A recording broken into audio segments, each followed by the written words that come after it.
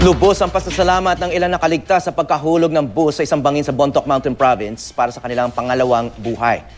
Ang nagdadalamhati namang pamilya ng mga nasawi, matyagang naghintay para sa labi ng kanilang mahal sa buhay. Nagbabalik si Haji Rieta. Hindi matatawaran ang dalamhating nadarama ng mga pamilyang naiwan ng mga pasahero sa nahulog na bus sa bangin sa Bontoc Mountain Province noong Biyernes. Di kasi biro ang biglang pagpanaw ng mga mahalina sa buhay. Gaya ni Al Cecilio na bumiyahe pa mula sa Maynila, masundo lang ang bangkay ng kanyang tiyuhing si Marshall Baranda. Isa si Baranda sa 14 na pasaherong nasawi sa malagim na aksidente ng bus. Problema na binigay nila kami na namatayan kami pa na peperwisi sa ginagawa nila. Sana man lang yung Florida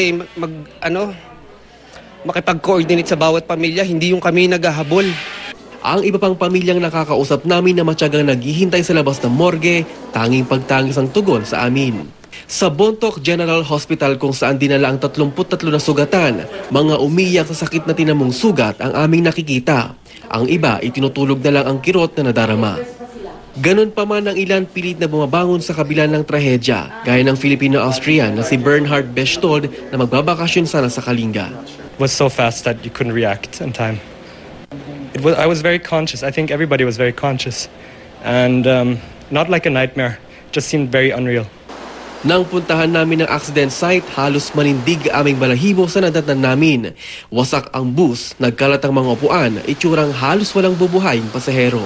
Si Ferdy Castaneda na isa sa mga naunang tumulong sa rescue and retrieval operation, ikwinento ang nadatnan. Mahihirapan sila sa terrain. Kasi pakyat, pababa, pakyat.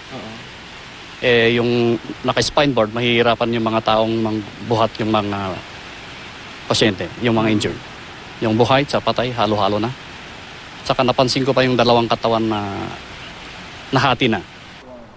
Mahigit 100 metro ang lalim ng pinagbagsakan ng bus na ito mula doon sa Banawe-Bontoc Highway. At bago nga bumagsak ito ay nagpagulong-gulong pa ang bus kung saan nagkahiwalay ang maraming parte nito gaya nga ng bubong ng bus at ang kanyang katawan. At ang mga pasahero nga tumilapon pa. Sariwa pa kay Emilio Bulaay ang malakas na kalabog ng pagbagsak ng bus na kanilang narinig. Papunta raw sana kasi sila sa bukid kung saan mismo nahulog ang bus para linisan ang lugar na tatamnan sana ng palay. Pero andito sila lahat.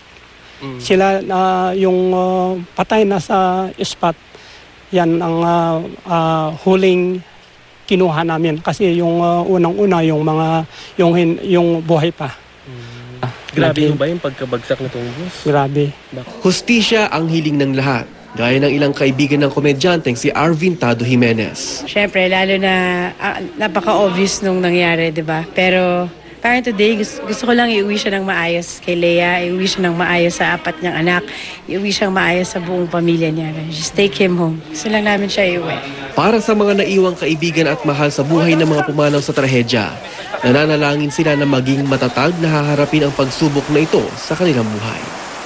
Mula rito sa Bontoc Mountain Province, Haji Rieta, GMA News.